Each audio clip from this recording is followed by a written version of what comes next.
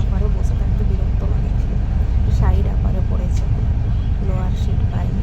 নামলে প্রায় সময় আমি লোয়ার সিটেই যাই।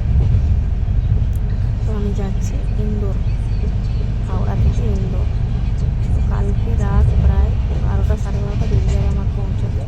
না আজকের রাত, কালকে সারাদিন, কালকে রাত 12টা 12:30, ঠিক আছে।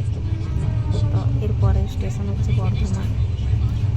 তো কলকাতা ছেড়ে যাচ্ছি, তো মানে বাড়ি ছেড়ে যাচ্ছি, সবাই আত্মীয় স্বজন সবাইকে, আমার মেয়ে, বিশেষ করে আমার মেয়ে, যেসব প্রিয় মানুষরা আছে তাদেরকে ছেড়ে যাচ্ছি। তো তাই মনটা খুব একটা ভালো নেই, তো চুপচাপ শুয়ে আছি।